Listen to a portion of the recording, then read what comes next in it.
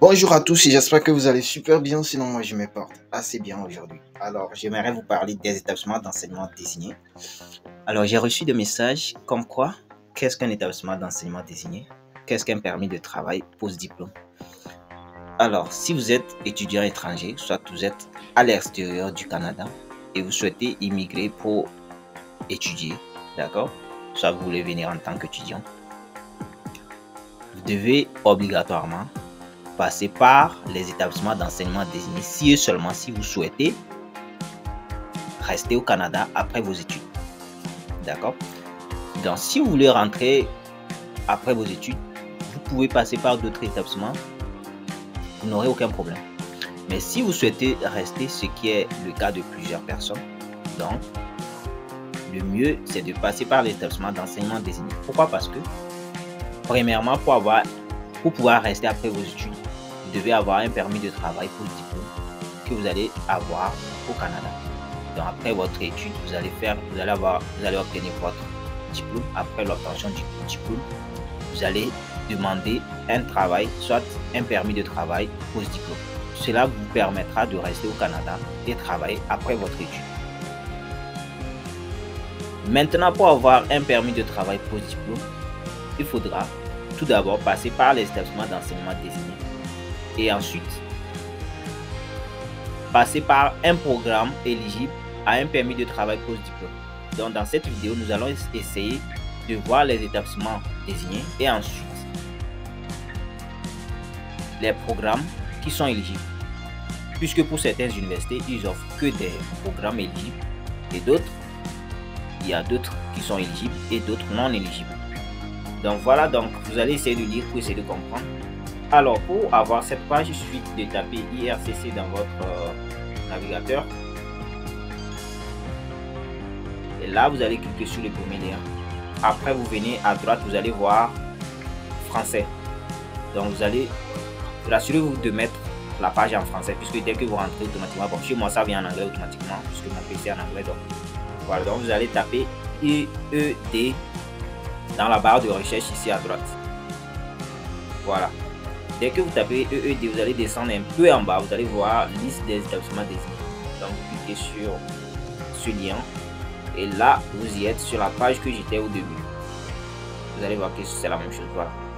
Donc pour avoir la liste des établissements, il suffit d'aller en bas. Ici vous allez voir consulter la liste par province ou territoire. Donc les listes sont classées par territoire et par province.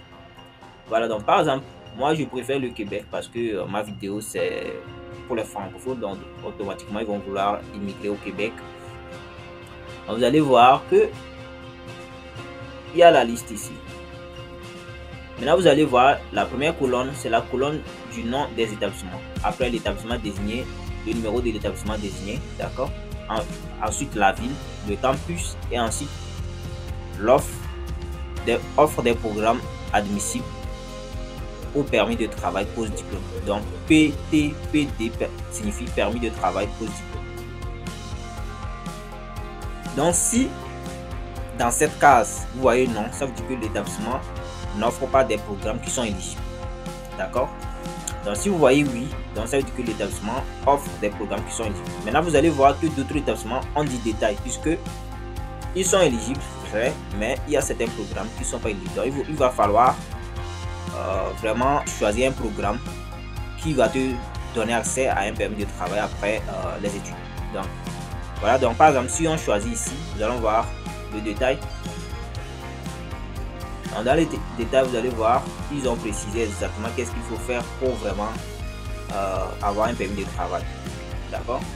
Donc pour être admissible, pour être admis à un permis de travail post-diplôme, vous devez répondre aux exigences suivantes. Votre programme d'études doit durer au moins 8 mois, 900 heures. Bah voilà, donc ça doit être un DEP ou un ASP, soit un DEC, soit AEC, soit voilà. Donc vous allez voir tout ça quoi en fait. Voilà.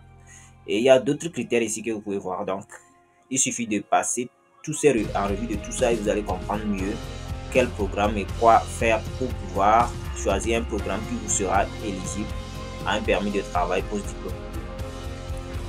Voilà, donc Par exemple, si vous avez déjà fait votre demande et que vous voulez vérifier dans la liste, par exemple, supposons que quelqu'un a fait sa demande à l'université Laval et il veut vérifier si l'université Laval est éligible. Il suffit de faire CTRL F. Donc, vous allez taper Université Laval. Université Laval. Et là, vous allez voir que automatiquement, ça va sélectionner ça. D'accord? Et c'est au Québec et c'est bien oui. Université de Montréal, oui. Vous voyez? Voilà, donc, si par exemple vous souhaitez un cégep, il suffit de faire CTRL F et vous allez saisir cégep. Et vous allez voir plusieurs cégeps qui sont bien éligibles. Et apparemment, presque tous les cégeps sont éligibles. Comme certains, il y a des détails là. Donc voilà un peu ce que j'aimerais vous parler dans cette vidéo. Je ne vais pas trop traîner puisqu'il n'y a pas vraiment d'informations à part ce que je vous ai dit. Donc si vous souhaitez rester au Canada après vos études, rassurez-vous de vérifier ces informations pour ne pas être déçu à la fin de votre formation. Merci d'avoir suivi la vidéo. Likez si vous avez vraiment aimé.